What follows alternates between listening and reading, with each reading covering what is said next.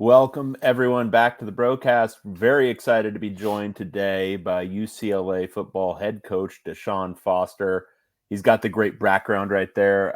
DeShaun, how you doing, and how's your May going so far? It's been pretty busy, huh? Yeah, it's been pretty busy recruiting. Well, on campus recruiting because I can't leave, but Right. it's going great. We're hitting the recruiting trail hard. Just getting out there. Want to put a fence up around LA and keep these boys on. With this May, I mean, it seems like, and obviously we're not going to get into names and specifics, but so many official visitors coming through campus. It's been just a constant stream of, guys highly rated, 4 stars, a lot of guys from around the country, but also local as well. How much of a priority was it going into this spring to really capitalize on the May official visit window? It was huge for us because me getting the job so late, we're kind of behind the 8 ball on most 25s. So Right. even if you were getting recruited by us, it's different now. So you had to, be re-offered and everything like that. Like the kids don't just go with the next coach just because Right. offered. So, we had to get through that part, and it was cool. It wasn't. It was strenuous. It was tough, but it was something that needed to be done, and I just wanted to make sure that we get out there and truly just recruit California and keep the top talent local. There's so many things that we've gotten feedback from the recruits that have been so many things I want to talk to you about when it comes to that. The feedback from the recruits, when you had Friday Night Lights, some of the recruits actually said, wow, I didn't know UCLA could be like this. It seems like you're trying to change that whole impression of what UCLA is, and kind of return to what it used to be like when you were a player here. Tell us a little bit about how you've been emphasizing that with recruits. Just trying to welcome people here, just so you can see it.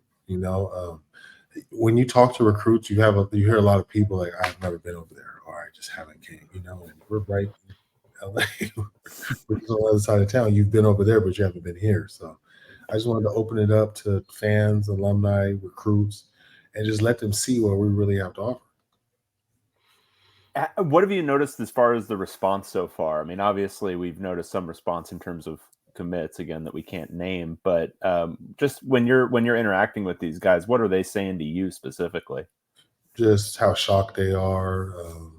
I didn't know it was like this. I didn't know that, there's just a lot of unknowns, but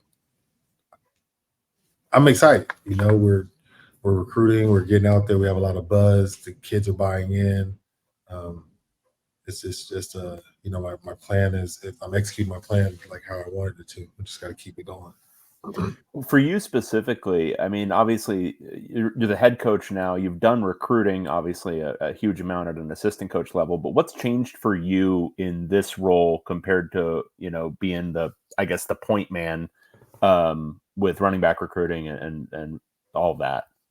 I'm just involved in more recruiting now. I get to talk to more kids on the daily, and not just on like those FaceTimes when we would do. You get to meet another position coach or something. Like, I'm truly in all of the recruiting, so I like that.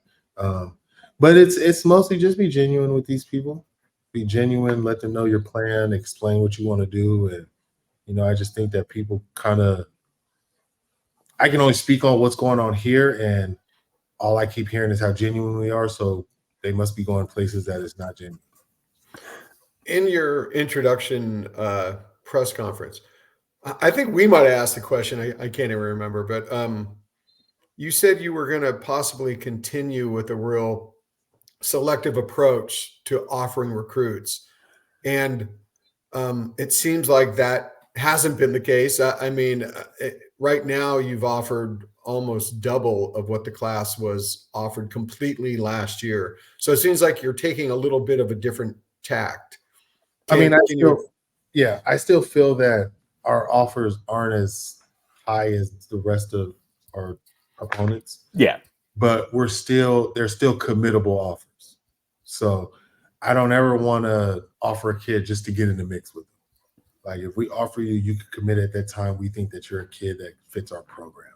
So yeah, we've offered more 25s, but we had to get in the mix with a few kids too, also just to let them know how we are offering kids not in this area. Right. So a little bit of stuff that we had to get out in front of, but we still want to value our offers. And like I said in the press conference, we still want to value our offers and make them committable when we do offer people.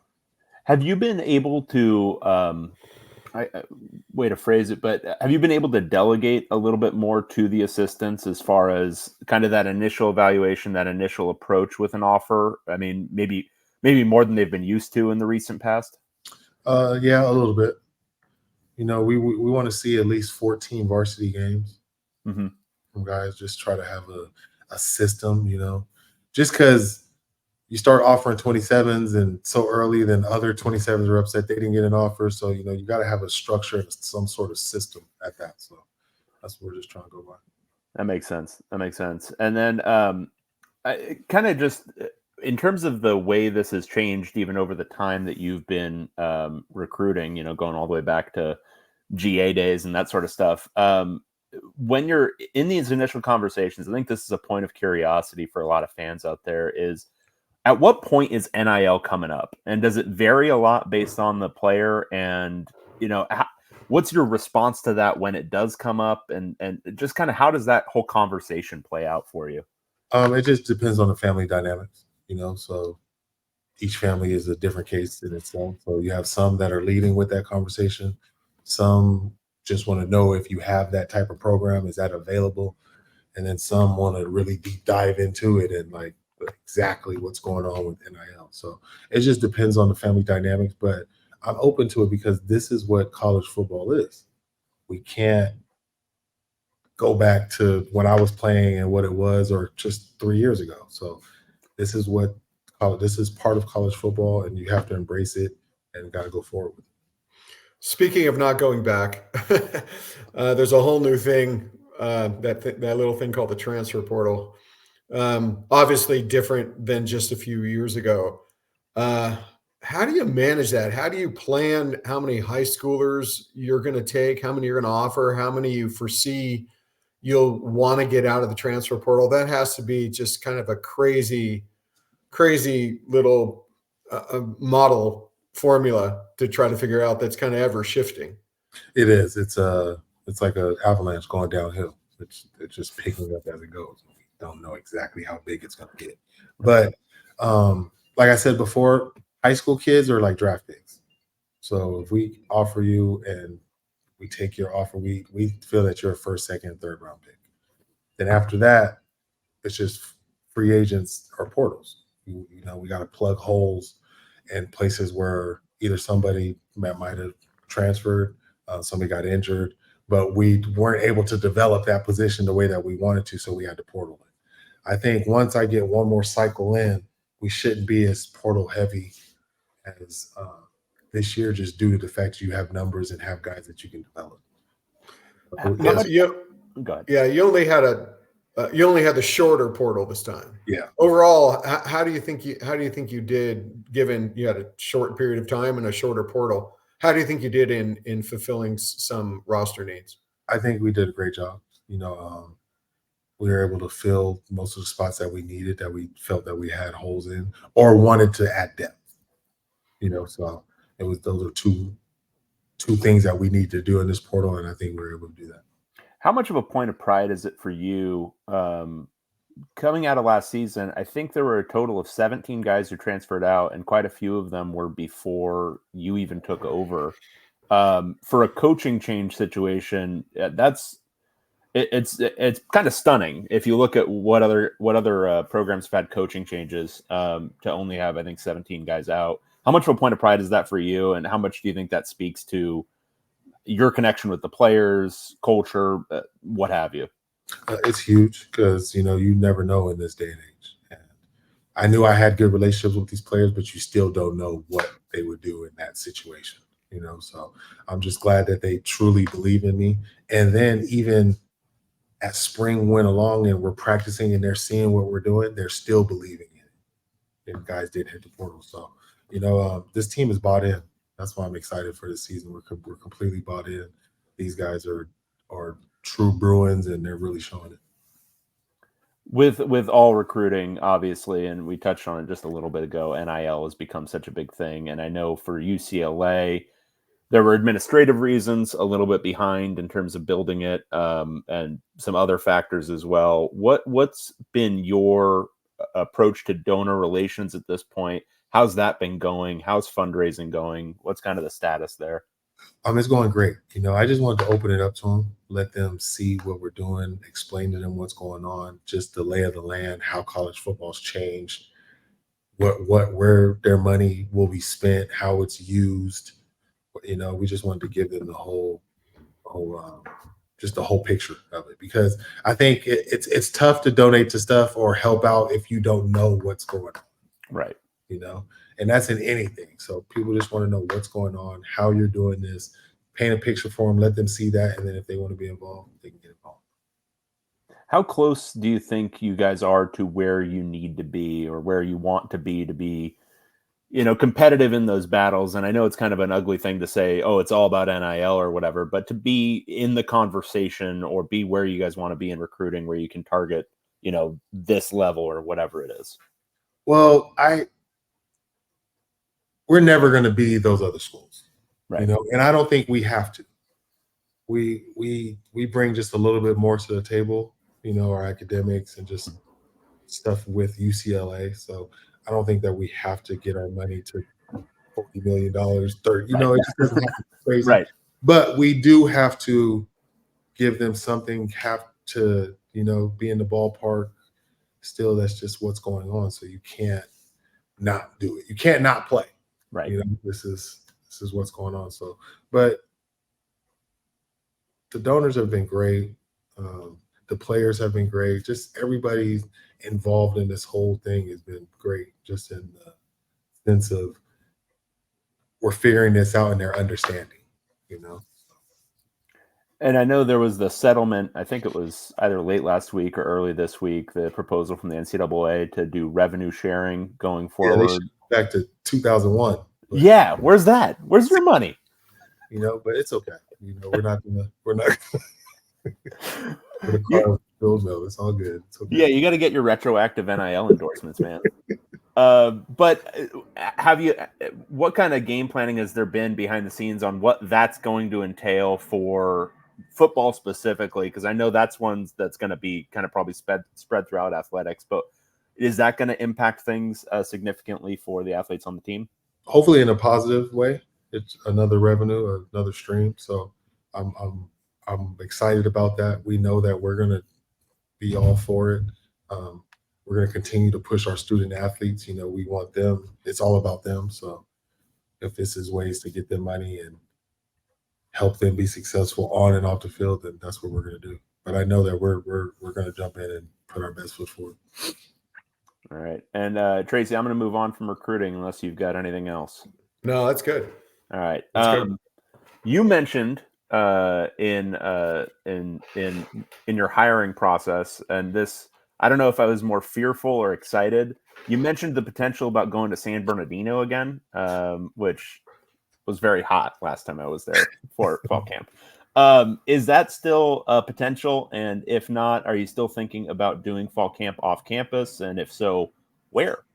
I'm most definitely still thinking about doing off campus, but it's most definitely not going to be in San Bernardino. You're good. I think it was more fear than excitement, so I'm glad. I got 2 words for you, Coach. Yeah. Cal Lutheran. Exactly. Right. Oh my gosh. That would be wonderful. That would be remarkable. Dave would be staying at my house. It'd be great. He's got a pool at my house. I guess. Yeah, make the kids stay on campus. You can go stay in your house. Exactly. How far are you from Cal Lu? Probably 25. I'm in Porter Ranch. So. Oh, okay. That's right. So that's easy. Yeah. That's done. Okay, we're going to announce that right now. Put some pressure on it. What's the why do you want to do that? I mean, I know there were a lot of advantages that Jim Mora talked about at the time, but kind of the same thinking, get them off campus, get them bonded. Yes, it just brings you together. And I just, I didn't do that in college because we did training camp here, but Mhm. we were all in the dorm, so we bonded Right. in Saxon in the dorm. In the You know, Saxon Suites, baby. exactly. Like we were all up there, but I just want to find a way to just bring us together. That's the number one thing. You know, when football's a tough thing, so we got to build these relationships. You know, you just got to be able to count on the man next to you, and if you don't have a relationship with that guy, then it's gonna be tough. So I just want to find a way to bring them together. You know, football gets tough, and especially during training camp, it gets bothered, you get annoyed with people. You're tired of seeing the same guy over and over again. You know, it's Groundhog's Day. So, but I just want to make sure that we're learning every day, we're getting better, but we're bonding, we're coming together as a team. You know, because I think that's one of our biggest things. We come together as a team, man. The sky's going to be the limit because now they can police each other. You know, once they can really get that bond and they can police each other, and it doesn't have to come from us coaches. Point of curiosity, but you just mentioned kind of that frustration that builds. Where do you stand on kind of practice scuffles and that sort of deal? Because I know those were they happened a little bit in our favorite place, San Bernardino. But where do you stand on that? That's why we have that competition period. So if you guys would have noticed, any scuffles that we had, they were in the competition period. Right. We had that. So we're going to get to that. We're going to finish that. If you guys want to do that, we're going to do it in play. Right. You know, I'm not big about fighting and scuffles because you can't do it in the game. So Yeah, that wasn't even like blocking, and that was just a wrestle. Was what that was. Exactly. It was just we were trying to figure it out for the first few, and they're just wrestling pretty much. It was fun. It was really fun. It was fun. But it got it out their system, and we were good after that. I know Jim Mora has been very supportive on Twitter. He's tweeted right after you were hired, and then I think he said again something about the dreaded San Bernardino in response to something else. How much of has he provided you any advice? How much of a connection do you still have with Jim, and just how much of a mentorship role has he had with you at all? A big one, just because he gave me my first opportunity. He let me come back and be around the team and stuff. So I'm very thankful for Coach Mora. He's always reached out, even when he left before I even got the job. So it wasn't like he just turned it on when I got the job. He's always reached out, always talked to me. He's just somebody that he gave you a platform, gave me an opportunity to coach. So I'm very, very thankful for Coach Mora. You're gonna have to run up a hill like at fall camp. You remember he used to do that out in San Bernardino. He's a crazy man running up those hills like in 110-degree weather. And I was walking up those hills. Yeah. For me, I was just going to walk. Well, wait, remember I can't remember who did it, but there was a tweet. Was it 40-yard dashes between all existing head coaches right now? Yes. I think. And they picked DeShaun knows. He knows that one. Yeah. Were you 1 or 2? No, I was 2. Behind who? Number 1? Dabo. Oh, because he runs down the hill? Yeah, because he's running downhill. Exactly. Because he's running downhill. Nah, you'd beat him on a flat. Come on. DeShaun, I think maybe you should throw down a gauntlet on that one. Throw down right now. Let's have that runoff. When you're what, 43, 44? He's like 50-something? Come on. Beating Dabo. There it is. That's our headline. That's our headline right there. Great coach, does a great job. I'm from North Carolina. He's in South Carolina. It's just I have no problem with, but it's just that was a slap in the face. Number 2. Absolutely. Something to aspire to, though. Right? Yeah. No doubt. Want to get into some spring camp spring practice just kind of takeaways. Just generally speaking, I mean, how did it kind of meet your expectations? Was there anything where it was, was there a growing process for you as a head coach, just kind of how you approach the day-to-day of running a practice? Yeah, it was. It was growth. You have a different view. I have a different view now, so I have to constantly tell myself, stay off the offensive field. Go. I have to. You just consciously have to tell yourself because you're a repetition guy, you're routine, and my routine is always on the offensive field from second grade to now. You know what I mean? So I just had to keep telling myself to make sure that insert myself with the defense. But it's growth. You know, every day is learning, and I'm open to it. I love it. It's been a great process. Spring ball was a complete success. Installing a brand new offense, going from sign language to verbiage, you know, that's completely different. So it was awesome just to see how well the quarterbacks picked it up, able to spit it back out, get it to the receivers, running back to O-line, just the rest of the offense, and then they're able to execute the play. So it was very refreshing towards the end to see how fast we could go and really see just the transformation from that first week of just that one practice that we had in the install to the spring showcase at the Rose Bowl. And then in terms of that offense and like its structure, how much are you how much is Eric taking from just the NFL and adapting it? How much are you kind of throwing in from what you've seen from what Chip's done in the last 6 years? What's kind of the melting pot of this offense going to look like? It's just a little bit of both. You know, he has a brilliant mind that's come from the NFL, so we're taking a little bit of that information, a little bit of stuff that we did last year, a little bit of stuff in the run game, just a little bit of everything. You know, other places I've been, so it's a combination of it all. But you know, coming up soon, they'll see what type of offense it is. We got to get Coach Bieniemy mic'd up during August. Yes. Yeah. I mean, we didn't really need a mic because I was going to say that. I don't think you have a problem hearing him. Yeah. It was just translating him appropriately for the practice. Exactly. Oh no, we're online. I can write anything I want. You could just put the little squiggly. Yeah, no, it's shift in all the numbers. Shift in all. No the squiggly for Coach Bieniemy. We're getting it full on.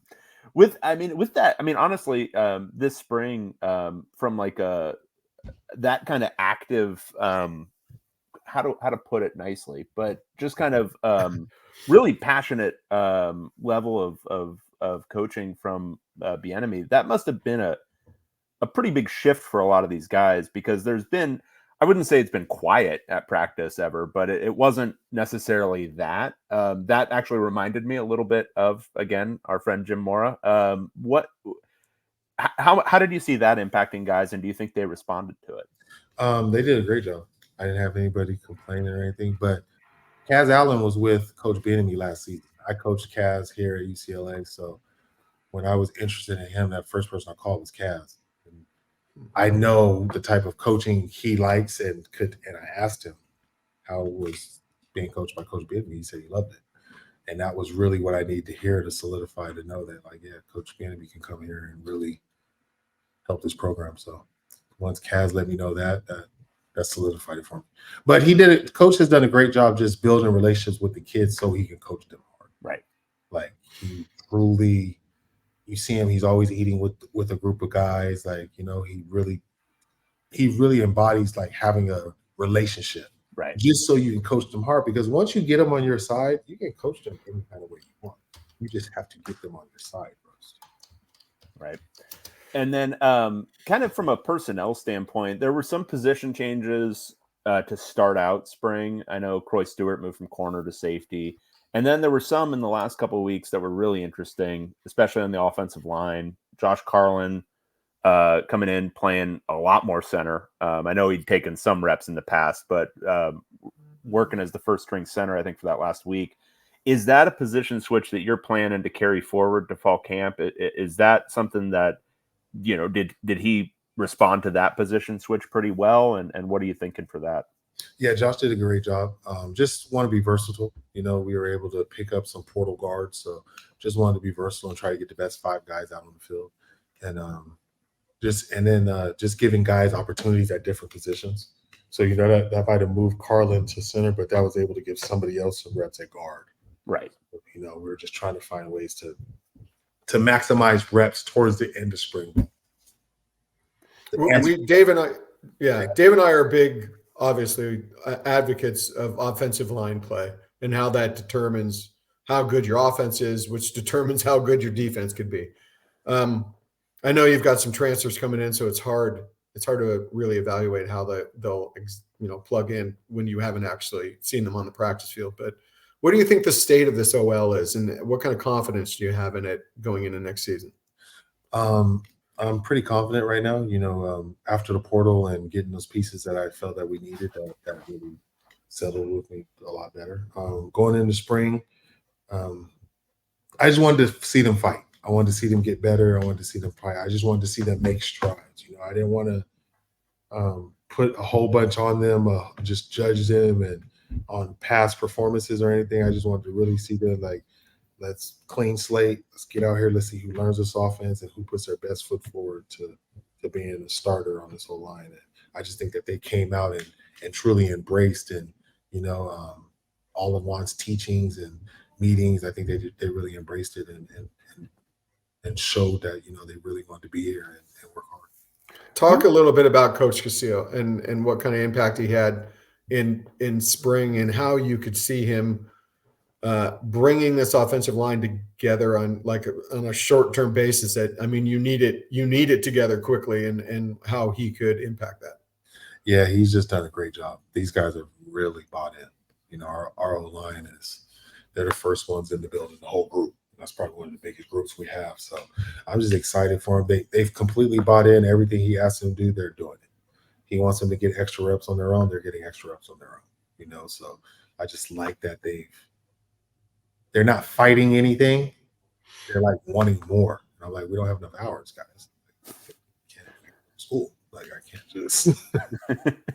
just keep you here all day. But I think that they're doing a great job. And once you get to, it's just like results. It's results in everything. Once you get results in something, you love it and you want more.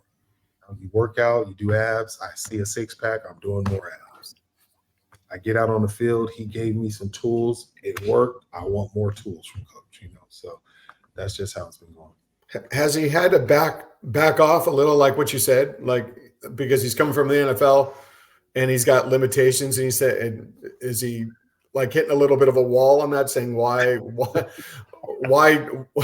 can't I keep coaching these guys? He's asked a couple times. He has. We just have to let him know, like, there's just hours, And I said that's when your leaders have to come forth in the room, and they're the teacher now, So that's why Josh is a good guy in that room. He's been here for a while, played a lot of ball, a true leader. He can run the room, keep guys in line, and it's just like Juan's in there. So we're doing a good job with him understanding that this isn't the NFL, but he once we told him the rules, he understood. But he wants to. He's a coach now. He wants to get out there and coach. You mentioned the offensive line being the first ones in the building. Are you asking what's going on with the running backs? Why aren't they first in the building? What's going on? I'm not attacking them or anything. I hope they see this, but I'm just not attacking them. I'm leaving it at that. But it probably will change in the fall. Yes, it will. So you're not attacking, but you're challenging. Exactly. Challenging. I like that. Some more. Let's go to the running backs, because I know DeShaun's working off his second ACL. What's his status, and how's he looking for the fall and being able to finally actually maybe play some? I'm thinking 9 months is September, October, somewhere in there.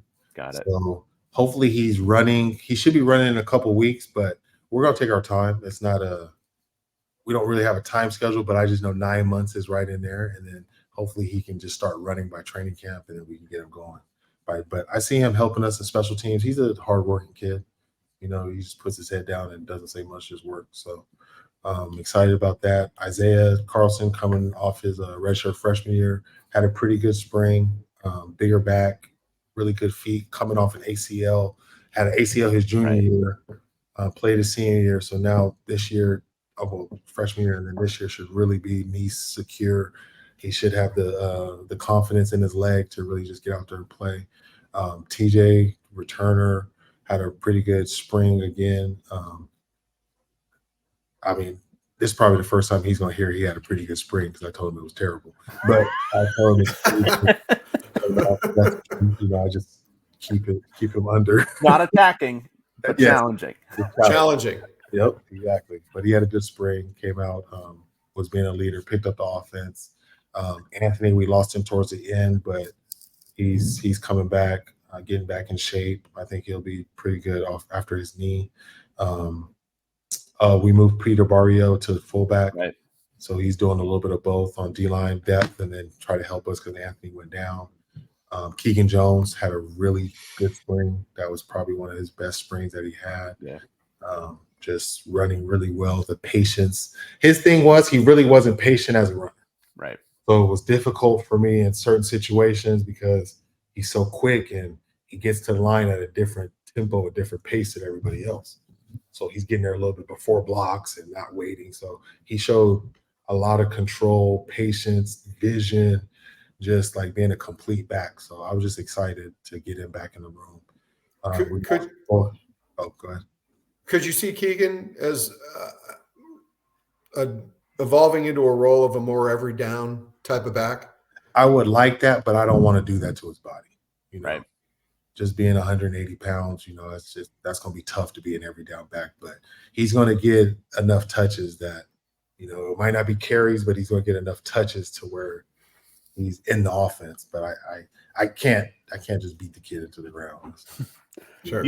You mentioned a couple of ACLs in there. This is just kind of a point of curiosity because obviously you have some experience as a running back, some mild experience. Mm-hmm. How hard is that one specifically for running backs with all the the one hard cut and go? Like how difficult is it to get back that knee and how long does it really take to get fully trusting that thing again? I think it's 9 months and then like a full year. Got it. I think you get that 9 months and then you're able to run, but then like that full year after you're like, okay, I'm not even thinking about it anymore. But ACL is like a broken arm now. That's not it's not what it once was. Yes. It's when I played with guys that told me that they casted their ACLs when they played when I was in the NFL. So we've come a long way since that. Do you see yourself getting any more help in the running back room from the transfer portal for next season? Yes. Okay. Yes. I know that's all we can say. That's all we can say, Tracy. Hey, I know what I'm doing here, Dave. Not your first rodeo. First. All right. And then Hudson went down at the ACL. How much have you guys looked into? Is there any possibility of him getting another year? Is that something you guys will look into at all? Yeah, we're going to look into that, but that happens after the year. Right. But it should be a positive. He should be able to get that. Yeah. Okay. In spring before your season. Yeah. And there's been so much talk, and I know Dave thinks he has this down, but Mr. Garbers has one more year of eligibility. Is that where he is? Because see, I think it's just this one. I think two. Dave thinks one because he redshirted, but anyway. We don't need to do this debate on here. Yeah, sorry. It's just we don't know at this point. Because he redshirted in 2020. He didn't play, but he redshirted. So and that was COVID, right? But it was COVID, but it just counts for the redshirt year. So he has a redshirt year available if he got, God forbid he got hurt or something. But anyway.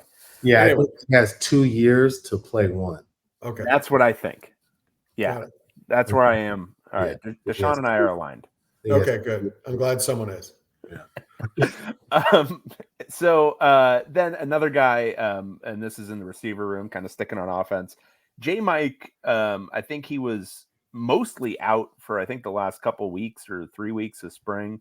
What's his status going into the year? Was it just kind of precautionary? Because I think you mentioned he was running hot. Was that just kind of an ongoing issue for him? Yeah, just an ongoing issue. He played like that last week. He played a little bit in the showcase. Right. And then those last were there 2 practices after that? The 2 after he was able to go a little bit more. But it was he was running hot a lot, and I just didn't want him to. I wanted to be preventative and not have him pull a hamstring because that would have killed me knowing if he pulled a hamstring and we saw he was running hot. Right. And that receiver room, I mean, once again, we walked out of spring thinking that's a pretty significant strength of this offense right now with Rico coming in, the way Titus was able to perform. What was your takeaway looking at those guys and kind of the depth and kind of maybe top end talent that you have there? I was really excited because I'm just glad guys took advantage of opportunity. J. Mike was out, so guys were, I'm getting an opportunity. Let's go. We had Enrico, had a great spring. Titus coming back. He's just a gamer. Logan had a good spring also. We missed J. Mike, but when he came back, he was still out there going. Quasi was able to get a lot of reps, so that was great for a freshman. Pagan didn't get as much as I would like for him to get, but as long as he's healthy, I'm good there also. Staples had a good training camp, tough kid, utility football player. And then Carter Shaw was able to come on towards the end of spring, and that was good too, because him coming off a shoulder, he had an AC joint, and then coming off that was just good that he was able to practice towards the end of the spring ball and get some real reps in there and show us that he is a guy, that a candidate to help us in the fall. Yeah, you got some. It seems like a continuation of pretty high quality walk-ons. Because Carter, he was making some plays in that spring game too. Exactly. We gotta keep that going. We've done a good job here at UCLA just having quality walk-ons that earn scholarships and can contribute to the team. We just got to keep that going. Because when I played here, also, we always had one or two guys that were walk-on that really contributed to us. And then switching over to the defense, Gary Smith, he's just seems like he's gotten just unlucky with injuries, more or less since he arrived on campus that first spring. And then pretty significant. It was an ankle break, right? Midway through last year. How's he looking? I mean, I know he was finally able to move around, I think, without, crutches and maybe a boot, but what's his status for fall camp and potentially this season? Still up for grabs, still in the boot. So we just want to make sure that he's here once he gets here, but we'll know a little bit more like that first week of training camp. So, Coach, you might have done your best off-season transfer portal recruiting in bringing Jay Toia back to UCLA. Talk a little bit about that whole process. I mean, he took an official visit elsewhere. I don't know if you know, but one of our guys who subscribed to the site said they saw him on the plane coming back from that visit, and he was wearing UCLA pants.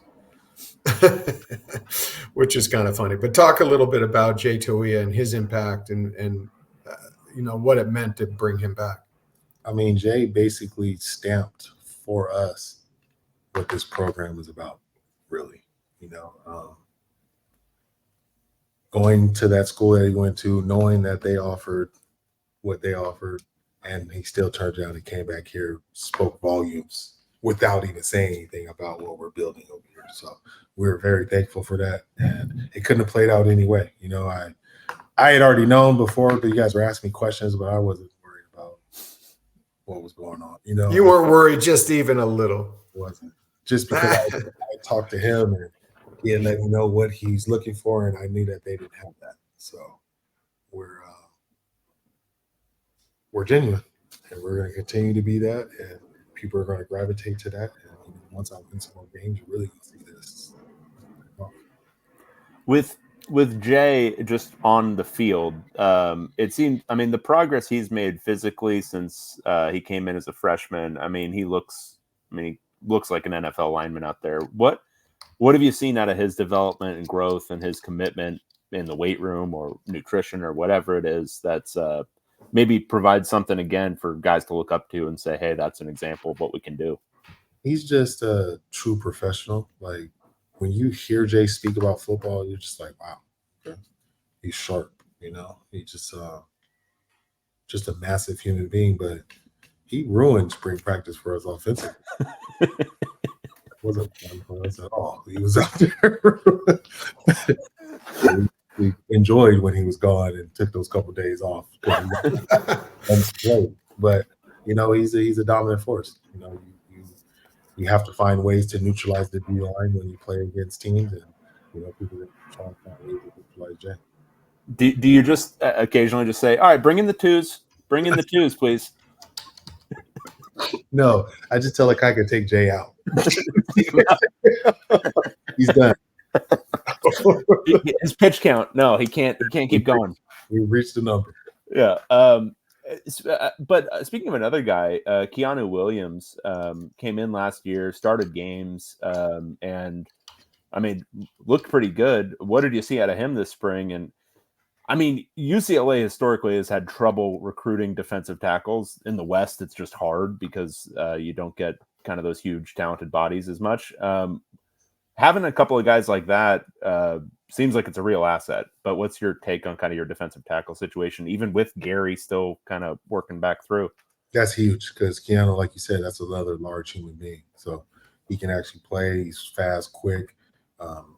Clovis kid. So I'm excited for Keanu. I like the way.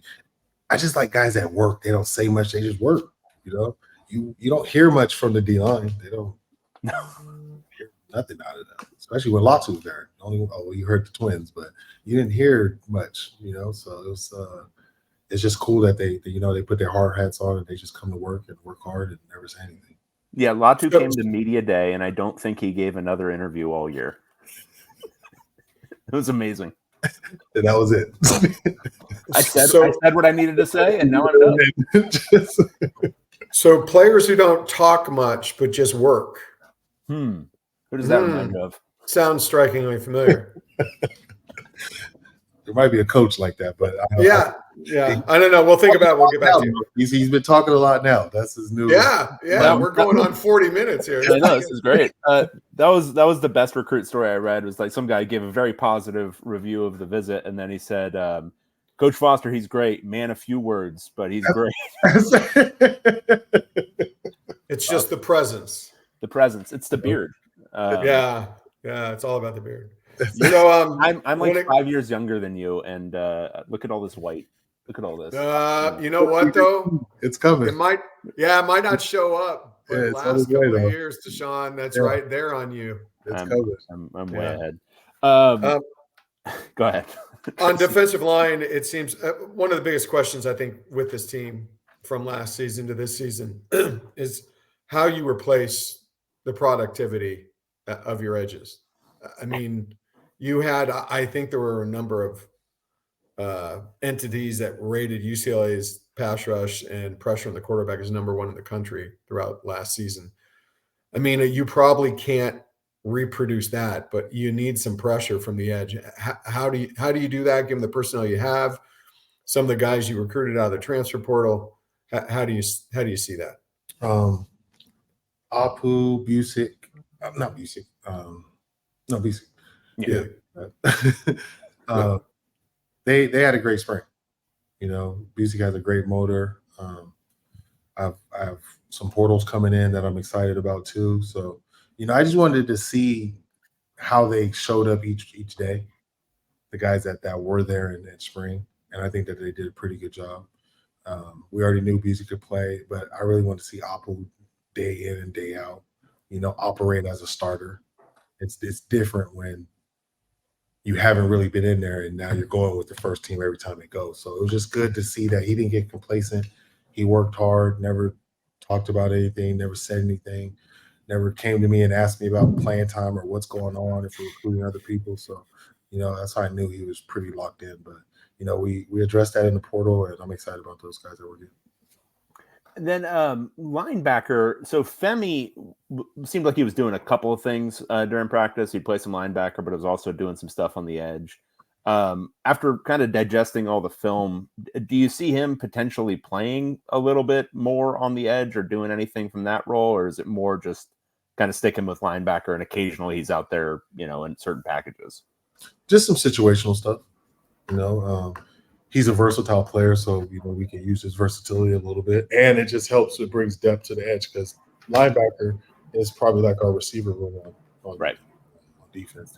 There's some good depth in there. So if you can move him to the edge and bring another guy in and you're not losing anything, I think that's, you know, we can use him in multiple ways. But Femi's a great talent, huge kid, great personality, great leader, you know, really does a good job bringing these guys along and coaching up the young guys. And, you know, I'm just excited for him. And then another linebacker, and this is, I think, a point for us basically every year because we just don't see him in spring and then we get worried. John Vaughns, are you still anticipating him back for fall camp and for the season? Yeah, I believe John was out there running around today. So okay, he's been back out here working out with the team since the season ended. Very good, very good. And how did you did track in college too, didn't you? Or no, I didn't. I wanted to, but I wasn't fast enough.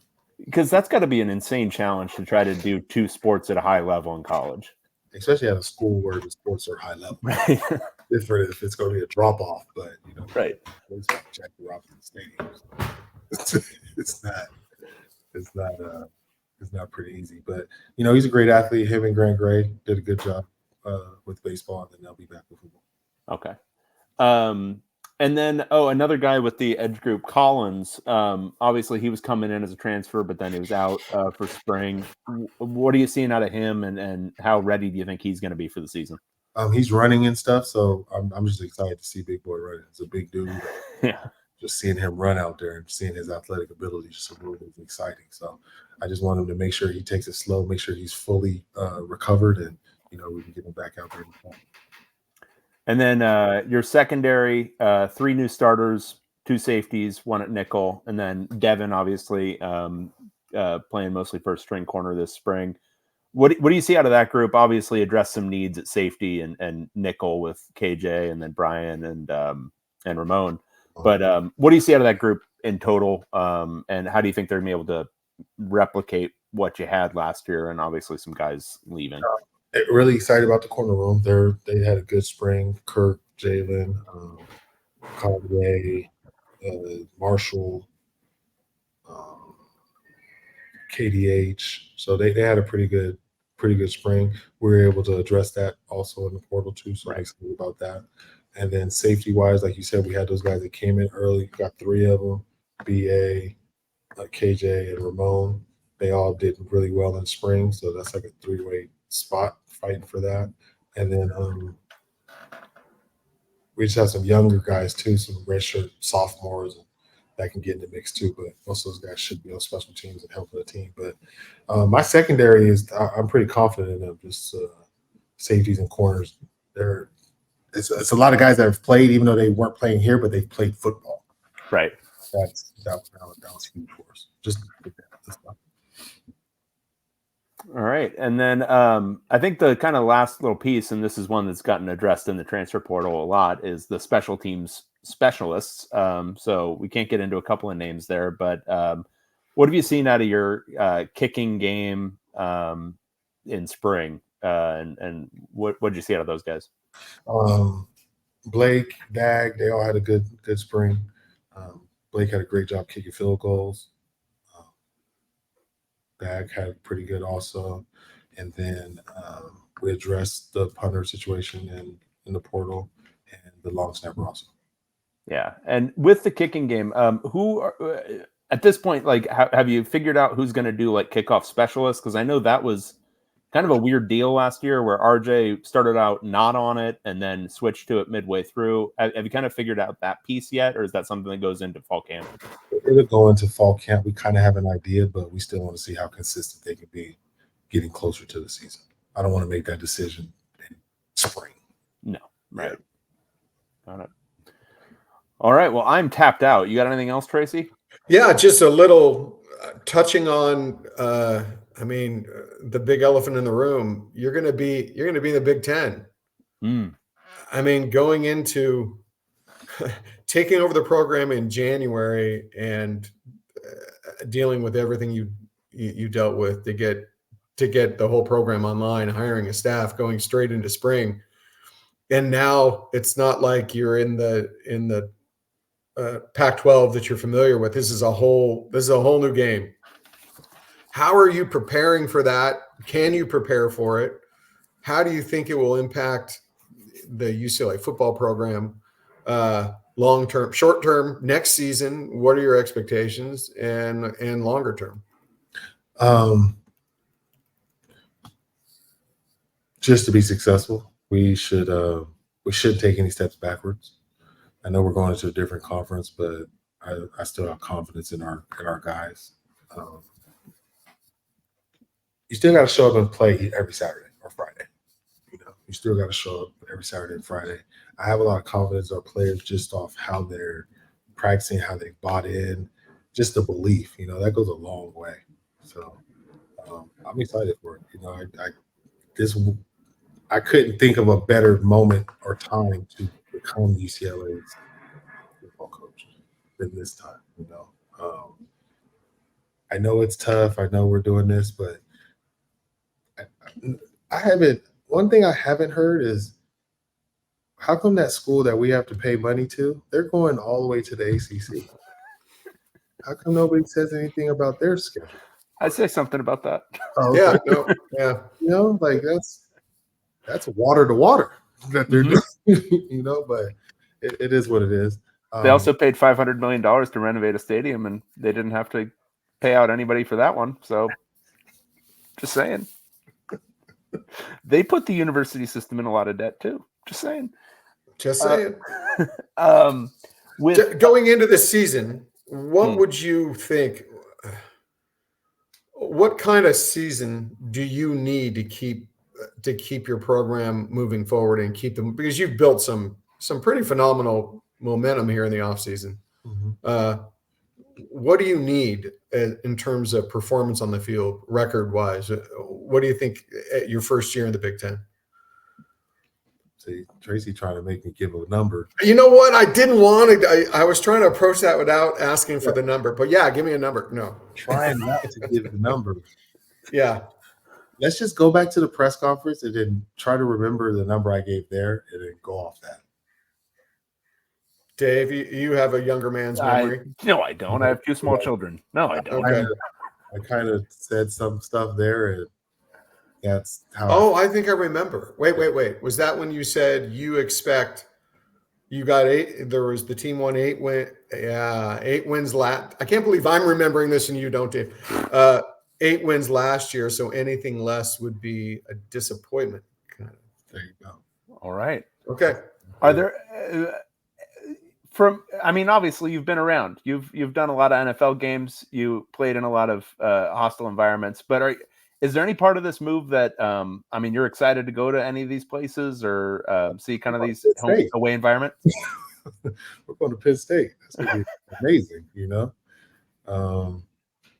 Just going to LSU, even going to Hawaii, just to see, you know, just the whole, like the stadium we're playing in, and just, you know, it's going to be exciting. But it's always exciting going to away games. Right. And we're going to be going to some different stadiums that we haven't played in, so it's really going to be exciting. And, you know, there are going to be some true hostile environments. So if you want to play football at a high level, you have to embrace this stuff. Like, you got to want to play these games.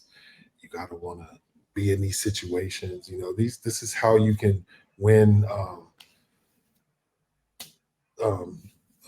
awards in the off season, you know, so that it all starts with playing in these big games. So if these guys really want to get an opportunity to really put their mark on college football, this is the opportunity in the Big Ten. So you got to take full advantage of it.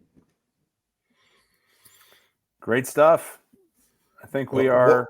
One last thing, once again, Cal Lutheran. Cal Lou. Cal Lou.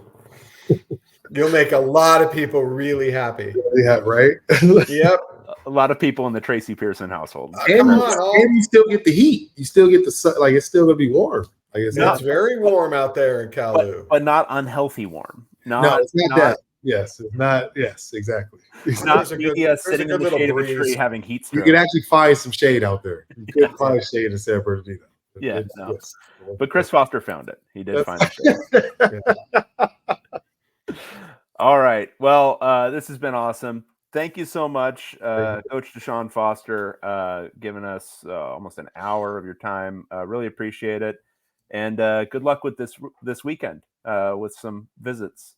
Thank you. We got a pretty big weekend coming up, so should be some guys that you guys know and have heard of on campus. So I'm excited. Yeah, just keep us posted on what happens, Coach. Most definitely, I will. But I just wanted to say thank you to you guys for the match that you guys did with Men of Westwood. I appreciate that. That's, you know, everything helps, and if you guys can just continue to do that and, you know, help bring this program along, we really appreciate it. So I just want to let you guys know. Thank you. That's a thank you to the bros. There you go. We're just the conduit. Yeah, we're facilitators. Appreciate you, bros. Yeah. There we go. All right. Well, thank you very much, and we'll talk again soon. For Tracy Pearson, I'm David Woods, Bruin Report Online, and we'll talk to you again next time. Thanks, guys.